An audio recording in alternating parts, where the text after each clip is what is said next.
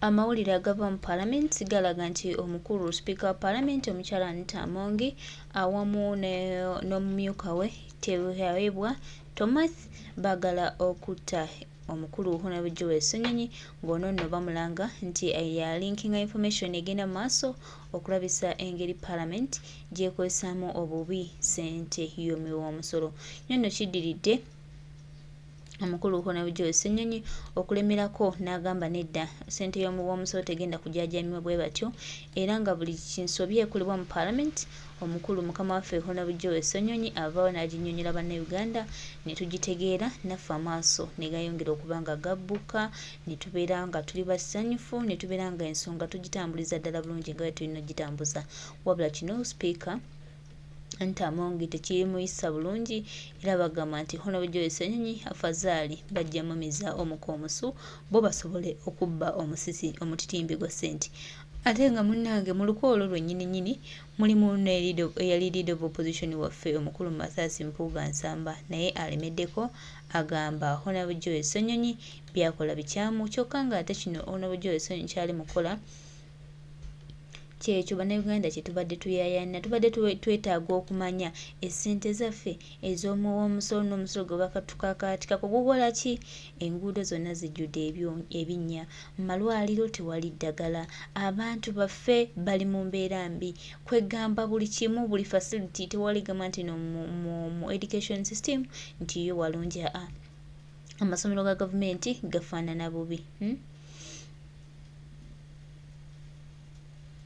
Abantu bonna embeera gye balimu bannange yeeraliikiriza bannange kyokka ng'olaba omuntu oliye ali mu kukola ki mugenda mu maaso nga yeegabira omutitimbi gwa ssente. Baganda bange mikwano gyange twagala obbajjukiza n'okubategeeza nti bwe tugenda mu maaso wano tugenda kubeera nga ebintu ebimu tubitegeera butegeezi era nga ebintu ebimu bitukwatako bukwasi singa ffe bannayuganda ate nga tubikolera ddala mu butuufu bwabyo nga bwe tulina okubikola.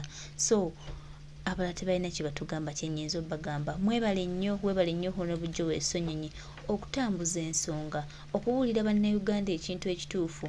Ababadde bayaayana okulaba nga tufuna enkyukakyuka tutandise okutandika okutambula. Abadde bayaayana olw'omusente zaffe zigenda zoonoonebwa gavumenti eno banenge tutandise okusimbula ku bigere naffe tufunye ku buweerero tubaye tetulina buweerero naye kaakati ddala naffe tugamba nti kyekyo wano bulijjo wetwagala kubirawo nnyo nnyini ddala awo naffe tutandise otutambula amaanyi gatandise otuddamu nno. Era twebaza nnyo mukama waffe His Excellency Kyagulanyi Ssentamu Robert Bobweni okubanga alonda abantu abategeera, abantu abalina ensa, abantu abaagala eggwanga lyabwe. Honorable Ssenyonyi ebigambo bino byabiyogedde era agamba tatidde kutiisibwatiisibwa kwonna. Belonging to the Speaker of Parliament. This is a contract apparently to advertise parliament-related work worth 3.13 billion shillings. 3 billion shillings, 135 this is a very loaded FM station in rural Uganda. So this contract here worth 3.13 billion shillings. I am saying, how did the Speaker's radio station get a contract? When I raised this issue on some platform, a media house, the spokesperson of Parliament did say, but you see, Honorable Ssenyonyi, that money is not given at once. It's given in installments. I said, that's not my query. I said, number one, it's good you've actually admitted that this is not a forgery, because some people are saying these are forgeries. But I said, number two, my query is where procurement regulations followed. What work exactly is this registration doing on behalf of Parliament of Uganda, that it will be given 3.1 billion shillings? Media houses like NTV and others report about Parliament. Sometimes you people even cover us live. How much are you paid? No, the news is free. That's the point. In fact, you people who have an even wider coverage, it would be a bit justifiable if you were being paid some money.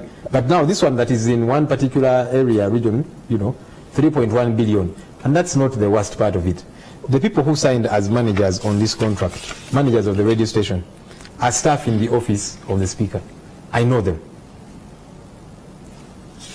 These ones that signed as managers at the radio station, they are staff in the office of the Speaker of Parliament. How do you explain that? Looks like primitive accumulation. So these are the things that I'm saying are wrong, and they've got to be accounted for. And when I'm raising these things, I'm raising them in good faith. But also it's because it's my job to hold government accountable, including Parliament.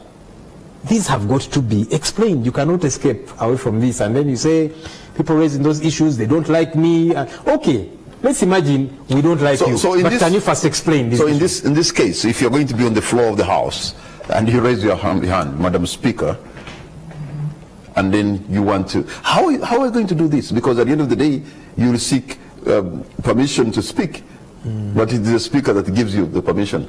And at the end, and I've also seen, an environment of intimidation in that House. Yeah, it's a number of you MPs, apart maybe yourself you can speak, but a big number, with all respect, of members of Parliament today are so intimidated. I don't understand why. You have the mandate. I'll tell you why. How do you get intimidated? I'll tell you. You have people who have sent you that House. Why do you get intimidated? This is why. You see, the Speaker, if there's anything, has got overarching powers. Of course, number one determines who gets to speak. Okay, that's generally understandable. The Speaker has got to approve everything. Even when I need a coaster and we are going for an oversight visit as members of Parliament, the Speaker is the one to approve. One time I actually told her, I said, you see, this institution needs to offload some work from me because you need time to think strategically for the institution. But if you're going to sit there and from morning to evening, you're approving every little thing, this one's coaster, this one to go here, this field visit and that kind of thing. I said, no, the Speaker of Parliament should be dealing with more strategic issues. Let me tell you. But let me first answer that question. Yes. Because you asked me, why are people intimidated? They're so intimidated. It's so gut-wrenching. Yeah, because she's the one that has got to approve everything. I fear that if I speak out, the Speaker won't give me a chance to speak. If I speak out, the Speaker won't allow me to travel and all of these different things, which is problematic. But again, if speaking out will cost you a trip, speak out because that's your job. Joel, let me tell you one thing. As a voter, if there's anything that is gut-wrenching in that House, is to find men and women who are so intimidated that they cannot even speak their mind because of some small things like trip. Which is sad. Really? It is problematic. No, you guys know. And you shouldn't be better than that. You're right. We need to be better because we are expected to do this job. And by the way, you were talking about numbers and so on. This is not about the Lop. This is not about the opposition. It's a concern of everybody. My maiden speech as the leader of the opposition in Parliament, I said, look, my role is to keep the government in check. So I'm going to push back against corruption. I'm going to push back against poor service delivery. I'm going to push back against human rights violations and other issues. And I told colleagues, I said, look, these issues are of concern to all of us in this House, not just the opposition. Even you who belong to the NRM, when money is stolen, it is your voters who will go to a hospital and there's no medicine. It should be of concern to you. Why should it be a concern of just the opposition? That money is being wasted like this. It should be a concern of all right-thinking leaders in this country. And that's why we want accountability, we want proper thorough audits, we want action. So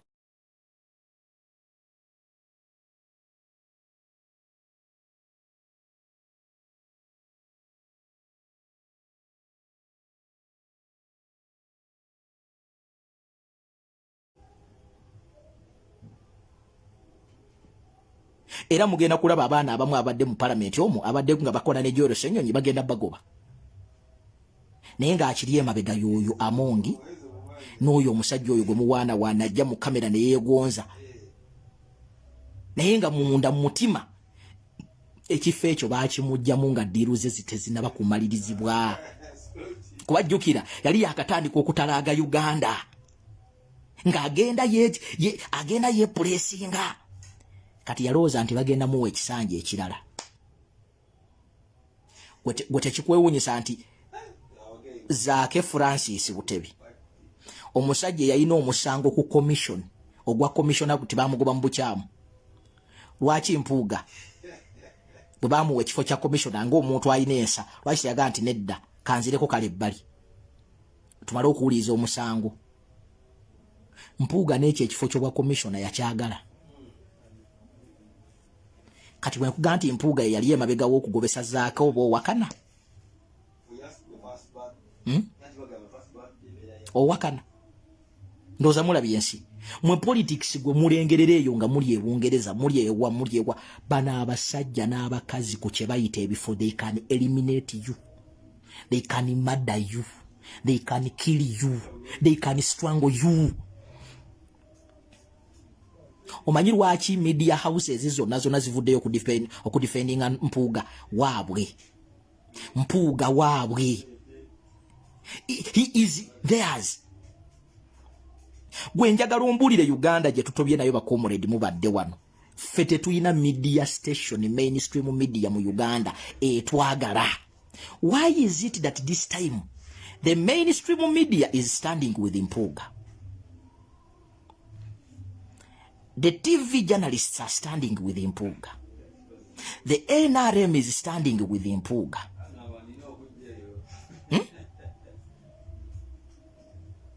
The NRM Soma is standing with Mpuuga. Kwete webuuza. Agamba atya mwanyina Zekadama family page. Don't you ask yourself? No sanga journalist abadde batukuba from Monday to Monday nga bawagira nga bali mukuga nti mwakoze buyo okujja ko Mpuuga. Actually mwakoze kirungi. Omayi wachi bazake babagamba nti abo tebalina discipline. Zake be bantu abasobola okukyusa ensi. Trust me. Zakezi character jetwetaaga as of now. Nze nabagamba buli lwowuliranga government ya mukulu Museveni n'abagikoleramu nga bagamba nti those people are not disciplined abe mbamuwagira. Gwe njagala ochalenjinga Empuuga Segona aba abasajja abakulu baleete motion ya censoringa speaker Anita Amongi. Bwe bagireeta nga nkuwa sente tebasobola nagirowoozaako era omuntu yekayika gwe nawulidde yagyesimbye yezaake era kati kyemmanyi bawulira bafa wamma zaake bw'oba kwoli kuno muntu agingire honalebo zaake bw'oba kwoli mpuliriza bulungi honalebo. Omanyi mu nsi muno tulina okuteekawo kye bayita legacy. Nayagadde nnyo nti Kakwenza ali mu kudraftinga motion yeeyo zaake eyo egenda kubeera emmanduso endala okumanya opposition gye tuyina mu Uganda. Gwe gireete motion ne bw'enaaba teyiseemu tulaba abagibakinga n'abatagibakinga. Wano wogenda okwawulira omusege mu ndiga. Nze nabagamba kyangu nnyo okufuna opposition entuufu mu Uganda. Kyangu nnyo. Okimanyi kambalage. Okimanyi nti ffe twafoosingako Mpuuga okurilizinga list ey'ababaka ba National Unity Platform abaasayininga ku motion ya censoringa Jim Muhwezi. Okimanyi nti Mpuuga baali bagituulidde. Wano we tubagambira nti social media mukoze kye bayita checks and balances eri abakulembeze bamu tekibangawo. Bapolitician bagendanga mu parliament nga bannansi tebafaayo. They leave them emyaka etaano negigwako ne bakwate. National Unity Platform under people power is the only political party which has checked its people. Tuchekinze bannabyabufuzi bawulira tubatuuse wano. Oba okyali awo bwe malizanga kiseka ateekayo. Pastor nga ateekayo. Yekolera tekibangawo. Yensonga lwaki kati babavunaana mbu muvuma abantu. Temuvuma bantu.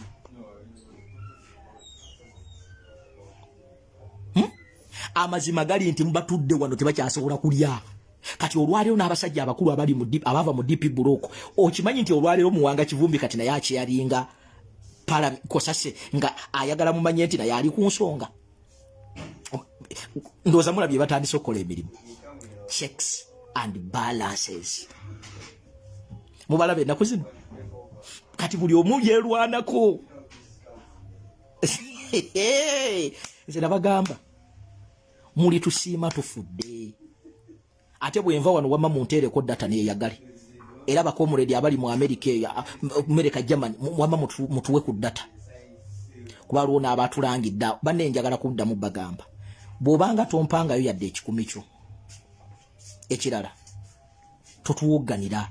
Nze nina emikwano egituwa data wano, egituwa soda wano nga tegikomplaininga. temugenda tuliisa ssente ffe tulina emikwano ffe Katonda atuwadde emikwano lwakwogera mazima kati mubeereyo ne muwulira bubi lwaki muwulira obubi nze nina emikwano eginjagala kubanga byenjogera nze siwogera samwa wama bakomuredi kasitamaliza vidiyo eno musoke mukwate woba osigazaayo akasigaddemu wamma tuwe ku data anti nawulidde abatuliisa kati kambuuze eyali asobola okwogera byenjogera bino bane temunyiiga ffe twafuna Katonda ne tufuna emikwano wama mikwano gyange giri mu America voi ezasigadde muzintere ku simu neyagale nze sebo nina n'okubanga bwembeera ke Uganda wabawo omuntu aga nti wayi ennyumba yange ey'emuyenge eyo njikuwadde genda usulemu nina okubanga bwembeera ke Uganda omuntu nina yakamotoka kange ako bakuvugemu ffe tubikoleredde temunyiiga nina bukerwa togwa ddalu ekikulu kati nina bukerwa kati ogera n'onywa walagi owalagi nze sinywa walagi Gomayiro aje sina ntalo zonna kugonde kuba buloga kubanga nze okujja ko ngoyagala olutalo nze ndukuwa omugisunga nwanye entalo olaba nwande zitali za kati ate no lwa president waliwo yaze nambuuza naye masaba goyine emikwano ne mugandi n'emikwano omukomuredi omu yabuuza nangamba nakwewuunya okubanga wagenda n'okyalira mighty family naye ne wayitawo ennaku 2-3 n'oddamu n'omukuba nenga nze kasitookola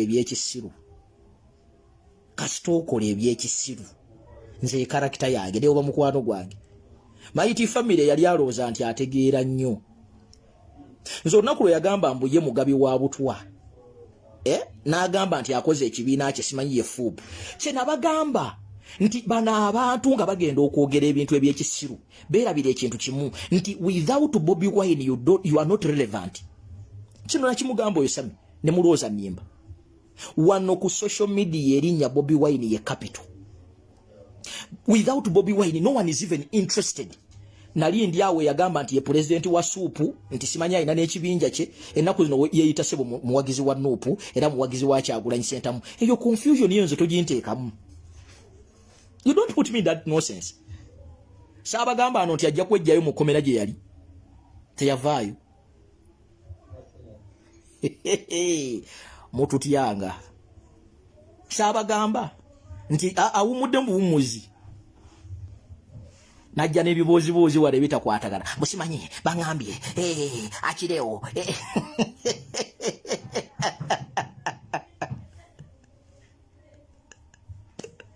nabagamba oyo ajja kwejjayo yekka ate ne mbagamba ekira nti oyo tasobola kubeerawo without the name Bobi Wine saabagamba kati ennaku zino temumulaba akokufiira kayambala mu kati ennaku zino akkiriza mu Bobi Wine nze kyova olaba nze ninga oba nze ndiki nze bannaye simanyi ku pretendinga nze kyoleeta kyenkuwa nabagamba omukulu ajja kwejjayo teyavaayo looza naye yali amanya ajja kujja aleeta episode simanyi bwe nabe bankwata ne banteeka mu ntaana toka wewe toka mwe bannayuganda mulina okuyiga wano you need to be smart let people not fool you mulina ebintu by'okuloozaako bingi obudde wandimaze ng'olowooza ku oyo lowooza ku Olivia Lutaaya mukyala amaze emyaka 4 olinga ajja ababuzaabuzaana abadaivatinga nalabi baganda bange mutandise ku TikTok mutandise okukola obubinja mulwanagana why are you fighting each other eyo platform mugikozesa okuti temumanyi na kumanya kamba we n'amawulire through your tweeting through your demonstrations government ya Museveni ne farms zaaye eziri mu Uganda ezimu bazitaddeko sanctions akuge mawulire ge tulina okusharinga that is good news nkiddamu through your tweeting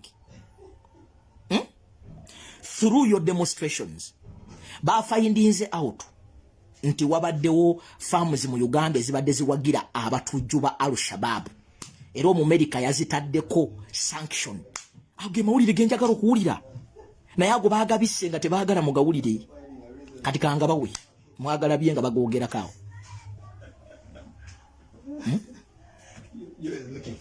kitegeera. So ebyo bye bintu bimba mu sharinga. Katonda ali mu kulwana naffe tulwana. Muve ku bino ebibozibozi oli najja simanyi Bobi Wine teyampostinze simanyi ali mulwadde we are not. Bobi Wine is abamutunulidde ab'ekaramoja bamutunulidde ab'ebusoga bamutunulidde aba bamutunulidde kitegeera. Nze kyova olaba muboogera ndi mwawufumuuko ndi mwawufumu ate ekyo ekintu kyennyambye nnyo okubanga I've survived in this struggle. Nze kasita okola ebyekigwagwa nga nkugamba bw'okola ebirimu amagezi nga nkuga nti why that is a tick.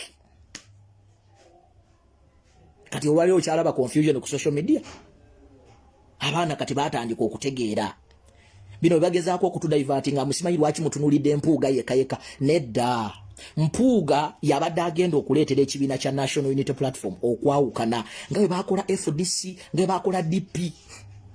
Tesobola muviirako awo. Tetusobola muviirako awo. Babaagala okuleeta confusion yaabwe bagitwale gye baagala. Nawulidde nti bagenda kukola ekibiina. Waliwo ekibiina kye baagala okukola nga Ssenyonyi Anita Amongi naye ayagala kulonkinga kibiina. Waliwo n'emboozi gye mpulira mbu Muhoozi ayinza okujja mu 2026 ng'ayina ababaka simanyi 26. Ebyo byonna bya kijinga kubanga na 26 yennyini temuli shuwa oba n'abo ababaka be mulooza nti mujja kuleeta bajja kudda. Abantu nno bali bitamuuko. Omanyi waliwo enjogera nze there's something which gives me confidence. You can plan for war, but the Almighty God has the final say. Munange tewali yakipulaningira nti Buganda erizuukuka n'ezira mu 7. Tewali yakipulaningira nti documentary gye baakwata mu 2021 erifuuka ensonga. Nobody planned for it. Nobody. Kati oyinza okupulaninga. Kati olwaliro NRM eyise mu kakodyombo eri mu ku updatinga enkalala zaayo. But you don't know what will happen tomorrow. What if tunaatera okuyingira akalulu Museveni n'akutuka oba ne wabaawo change of ne wabaawo ekikyuka? What will you do? Katonda oyo omulaba.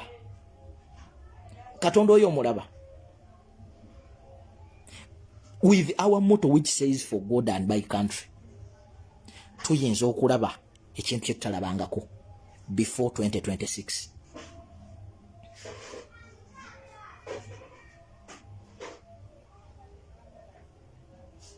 Tewali yali amanyi nti Nsobya alifa. Tewali yali amanyi nti Sipapa omusajja yayimiriranga ku kkubo n'asuula ssente. Olwaleero ali mu kkomera. Olaba ensi bw'ekyuka. There are some things ebirina okuwa what this world is all about. Bw'olabanga toyina kyakugumirako, gumira ku events ezibaddewo. Sobi eyavaayo ne yeewaako n'obujulizi nti tutta abantu. Who knew nti Sobi alittibwa?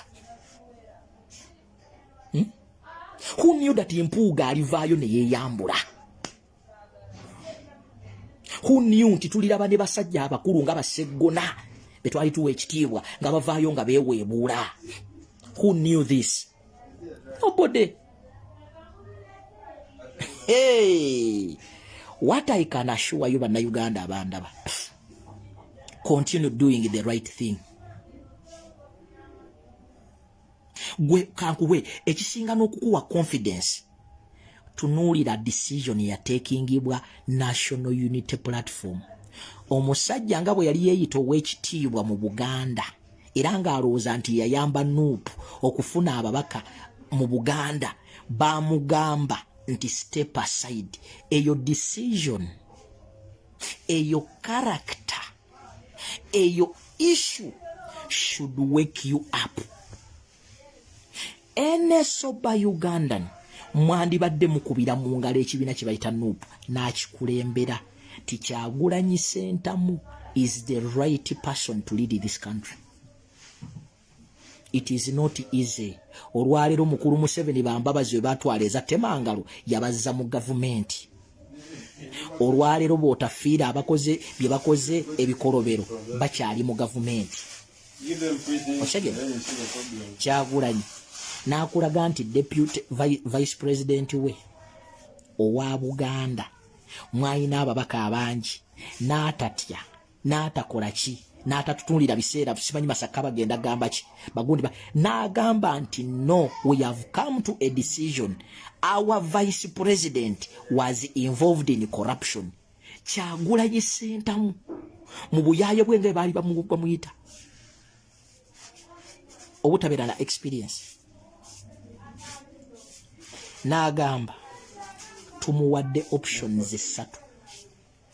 Esooka aveeyo yeetondere eggwanga, ey'okubiri azeeyo ssente, ey'okusatu alekulire ku kifo ky'obwa komishona. Awootiira nti gw'osobola okuba opanga naye waliwo by'otamanyi. Naye kye tutaamanya nti Kyagulanyi Ssentamu yatulekera olubimbi n'alinnya okumanya omusajja oyo aliko Katonda. They made a decision which has made us to concentrate on that issue until today. Ate ekyo ekintu kituyambyeko to expose bye tubadde tutamanyi. Ne gitugirayo abantu be tubadde tulowooza nti bayineesa ng'era baabitiibwa. Gwe wali olabyeko okuwemuka ng'okuwemuka kw'omulundi guno. Ssemujju Nganda gwe tubadde tutenda n'awemuka. Dr. Kizza Besigye n'awemuka. NRM n'ewemuka. Mengo n'ewemuka. Ani atawemuse ku nsonga za Mpuuga? Ani atawemuse? Omwana omu yakola ka TikTok akanyumira naga nti Bobi Wine yakuta akamasu n'ateekako Mpuuga ng'omunyama. Naye akamasu kali mu kukwata buli mmese. Kituufu Bobi Wine si wa bulijjo. Bw'oba tosobola kuyigira mu sinaari eno Munnayuganda deni toliyiga, kubanga eno sinaariyo etujjiddeyo characters ez'abantu abatuufu be tubadde tutamanyi. Abasajja eno ensonga ya Mpuuga kankubulira abantu beekunamizza. Ekunamizza abasajja abeeyita ab'ebitiibwa, abakungu abali mu Buganda. Ne tutuuka n'okuwulira abapokino be tutawulirangako mu nsonga za byabufuzi, ng'eyo ensonga ebanyize nnyo. Naye ng'ensonga y'abaana Abaganda abattibwa, abagobwa ku mataka, embiri za Ssaabasajja Kabaka ezitundibwa, ezo tezibadde ensonga. Naye ku nsonga ya Mpuuga baavaayo n'eddoboozi ery'omwanguka. Muno mwe twalabidde aba opposition abalamufu ky'okutugamba nti bannange credit tugiwa aba NUP. Mwana watu ate baatujjiddeyo njala nga mwe mwabadde n'ekibiina ekyakamala okweyambula ekya FDC nga nakyo ssebo kituwa opinion yakyo ku nsonga ya Mpuuga. Bannange mweyambudde nga mukyalina n'omusango nti mwafuna ssente za mukulu Museveni. Ku mulembe guno ku nsonga eno we twategeeredde nti munnange NRM bulijjo esobola okuvaayo neewolereza opposition. Munnaabwe omu abadde yeekwese n'alabye amaanyi ga NRM geekozesa okudifendinga Mpuuga. Gasika ekozesa okudifendinga abaabwe bali abalala abalya ssente. Ne ngamba waaw. We nalabidde radios za Buganda, CBS mangu ago n'ekyali zaawo Mpuuga, BBS terefayina buli kati gwe baleeta. For the first time nalabyeko ne Rwomushana atatwagalanga nako nga defendinga Mpuuga ne ssente ezo. Awo we nalabye ekyo ne ngamba the day you'll find the devil confessing that Jesus is Lord, duka olwalero nga sitaani yawolereza Katonda then yawaberawo question mark mujjukire ne Mao bwe yali agenda ebyo byonna byaliwo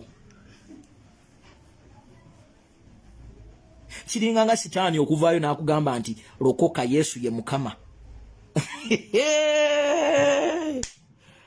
abantu bawemukidde mu Buganda bwano baddaki naye empuugazi issue has exposed abasajja n'abakazi kale mukunamye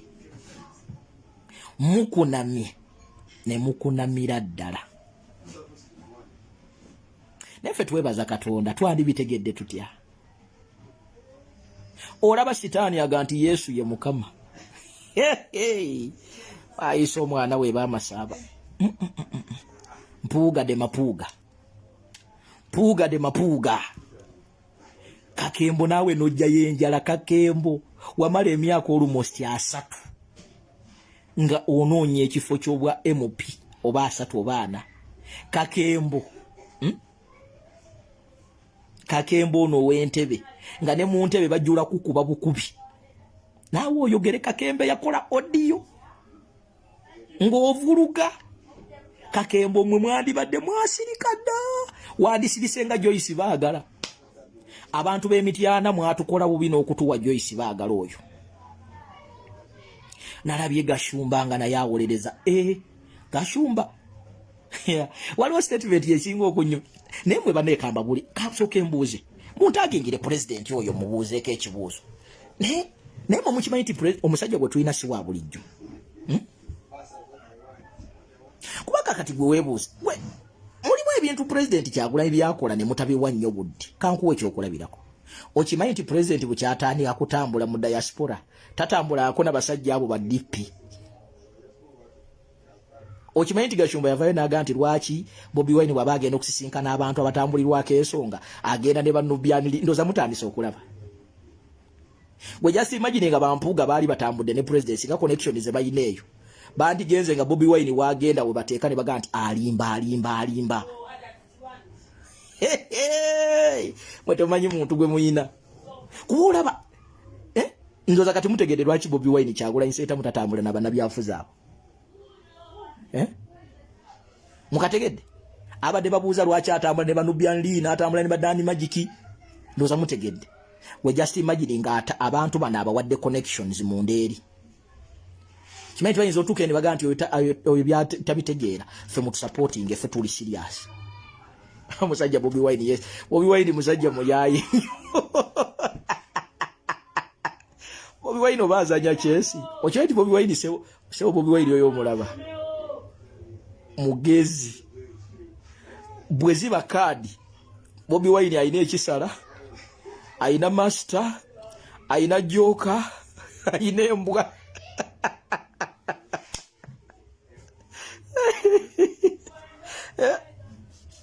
nze bawulira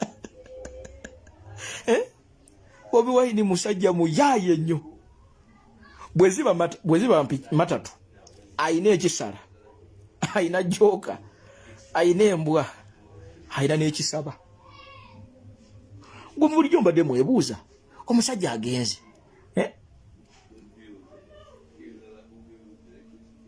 omusajja agenze yonna gy'atambudde tagenda agakola abasajja ne banyiga mbusimanyi atuleka n'atambula n'abayayi nga yabalaba dda anaye Kyagulanyi nze omusajja oyo mutya kubanga gwe weebuuze omusajja ne bw'olabadde atambula nga tatambula n'abamafayasi bakimuwanga kivumbi ab'ebitiibwa Buganda be yakuza embwa zeeweddembe mutemugenda tunyomera temugenda kutuvoolera bakulembeze Buganda bezimbi nalabye ekisajja ekikulu kya Abe Mukiibi oli mu myaka 10 okyali ku TV okyali ku radio n'otuyanira omwo egyo emyaka oba okyali ku TV wandibadde actually emyaka gyo Abe Mukiibi wandibadde kati olina n'abaana b'osomesa ebya radio ng'ogenda kuwummula ne mwagaana okwekolera mu myaka gyammwe egy'ekivubuka mwali muli mu kulya bwana myaka gyammwe egy'ekivubuka mwaddanga mu kulingiza bakazi mwaddanga mukulingiza bakyala banaaba olinga nga Senkubuge Senkubuge bamutuuza ku programu yemu ne full figure ade mukama de bwembanga siina sente tonteeka akakuleveeyo Senkubuge sebo full figure amanyino muga gwe sirika you just look a fool kati be bano bamukiibi abe mukiibi wali otwogeddeko ebirungi nupu wali ojagaddeko mwe bisajja mwe ebyekwese mu radio ya Ssaabasajja Kabaka mu oba muli birundi oba muli biruuli oba mwava Rwanda yonna gye mwava muli bisiraani awe Mengo muli bisiraani era mwe muteekwa okubanga mwe era lwakuba nti guno omulembe mugezi gwogera naye mwe muyinza n'okuwa omuntu obutwamu olaba mwetira bammwe bennyini olaba mukyawa baana bammwe bennyini aba Buganda olaba musobola okukyaza Omutemu ne mukyaza Muhoozi ne mumukyazawa ng'atemudde abaana b'abantu asibye abaana b'abantu naye sebo mubajja nalaba Katikkiro wano Ssaabasajja baffe ayatiriza buli omu gwe Katikkiro gwe Mayiga Katikkiro Charles Peter Mayiga ebyo ebiboozi byammwe ebyo bye mubeeramu musimanyi wano Ssaabasajja ayaniriza buli omu bwe mutwe mwatu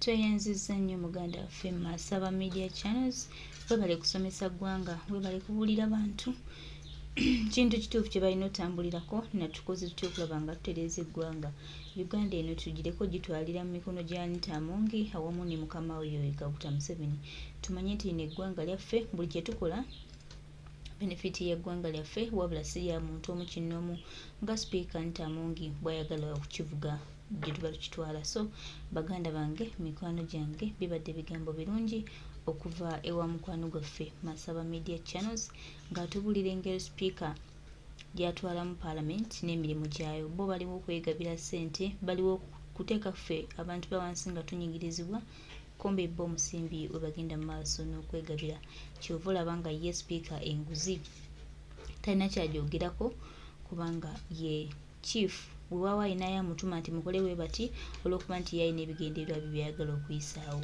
naye bo abateerowoolezako ng'abantu agamba naye omuntu wa wansi atukolerera yeetakoowa kuba Speaker okozesa miliyoni 2 buli lunaku nga gwe agula ekibiriiti gwe agula parafini n'ofuna ekitangaala mu nju munnange gwe gwokolerera kiruma nnyo kiteeta ennyiike naye tusabe one time byonna bijja fuuka lufumo mu ggwanga lyaffe singa tunaba tusabye ate era nga tuyimukiddemu ne tugamba nedda kino ekigenda mu maaso Speaker Parliament amu ne Parliament ye balina okuwummula ne balekulira n'eggwanga lyaffe neetereera naffe ne tufuna ekintu ekituufu nga bannayuganda kitubadde tuyayanira ebbanga lyonna tufube okulaba nga tukola ekyo kyennyina kyonna ekisoboka tuwummuza abantu bano.